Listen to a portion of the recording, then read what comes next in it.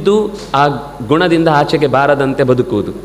ಇನ್ನು ಕೆಲವರು ಇರ್ತಾರೆ ಬುದ್ಧಿಯೇ ಬೆಳೆಯದೆ ದೇಹ ಮಾತ್ರ ಬೆಳೆದಿರುತ್ತೆ, ನೋಡುವಾಗ ಮಕ್ಕಳಿಗಿಂತ ಕಡೆ ಅನ್ನೋ ರೀತಿಯಲ್ಲಿ ವರ್ತಿಸ್ತಾ ಇರ್ತಾರೆ. ಇದು ಕೆಟ್ಟದ್ದು.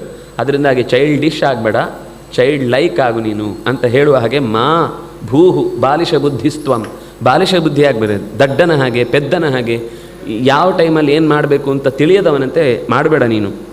ತ್ವದಧೀನಮಿದಂ ಪುರಂ, ಈಗ ನೀನು ಯಾರೋ ಒಬ್ಬ ಹಳ್ಳಿಕ್ಕೆ ಸಾಮಾನ್ಯ ಮನುಷ್ಯ ಪ್ರಜೆ ಅಲ್ಲ, ನೀನು ನಿನ್ನ ಅಧೀನದಲ್ಲಿ ಈ ಇಡೀ ನಗರ ಇದೆ, ಈ ಇಡೀ ಕಪಿರಾಜ್ಯದ ವ್ಯವಸ್ಥೆ ಇದೆ.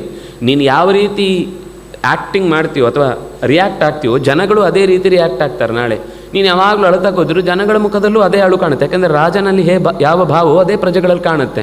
ಅವನು ಯಾವಾಗಲೂ ಪ್ಲೀಸ್ ನನ್ನನ್ನು ಹೇಗಾದರೂ ಮಾಡಿ ನನ್ನ ಚಾನ್ಸ್ ಕೊಟ್ಟು ನನ್ನ ರಾಜನನ್ನು ಮಾಡಿ ಅಂತ ಅಳ್ತಾ ಕೂತಿದ್ರೆ ಪ್ರಜೆಗಳು ಅಯ್ಯೋ ನನ್ನ ಅಳುಬುರು ಕೈ, ನಮ್ಮ ಸಮಸ್ಯೆ ಅಂತ ನಾವು ಅವನ ಹತ್ರ ಹಳ್ಳಿಕ್ಕೆ ಹೋದ್ರೆ ಅವನೇ ನನ್ನ ಪ್ಲೀಸ್ ರಾಜ ಮಾಡಿ, ನನ್ನ ಪ್ಲೀಸ್ ಮಂತ್ರಿ ಮಾಡಿ ಅಂತ ಕೇಳ್ತಾ ಕೂತ್ರೆ ಅದು ಏನು ಚೆಂದ ಇರುತ್ತೆ. ರಾಜನಾದವನು ಅಧೀನನಾಗಬಾರ್ದು, ಯಾವತ್ತು ಕಣ್ಣೀರಿಟ್ಟು ಮಾತಾಡೋದು.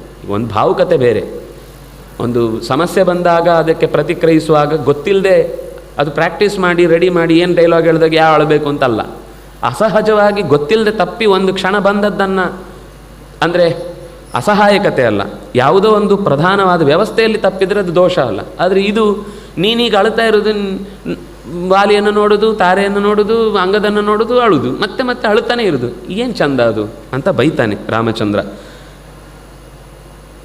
ಹಾಗಾಗಿ ಈ ಸಂಸ್ಕಾರಕ್ಕೆ ಸಿದ್ಧಪಡಿಸಬೇಕಾದ ವಸ್ತುಗಳನ್ನೆಲ್ಲ ತಯಾರುಗೊಳಿಸು. ಅವನಿಗೆ ಮಾಲೆ ಹಾಕಬೇಕು, ಬಟ್ಟೆಗಳನ್ನು ತೆಗೆದಿಡಬೇಕು. ಇನ್ನು ಯಜ್ಞದಲ್ಲಿ ಉಪಯೋಗಿಸಲಿಕ್ಕೆ ಅಂದರೆ ಈ ಶರೀರವನ್ನು ಸಂಸ್ಕಾರ ಮಾಡಲಿಕ್ಕೆ ಬೇಕಾದಂತಹ ಗಂಧದ ಕೊರಡುಗಳೆಲ್ಲ, ಚಂದನದ ವಸ್ತುಗಳನ್ನೆಲ್ಲ ಸಿದ್ಧಪಡಿಸಿಡಬೇಕು. ಆಮೇಲೆ ತ್ವಂತಾರ ಶಿಬಿಕಾಂ ಶೀಘ್ರಂ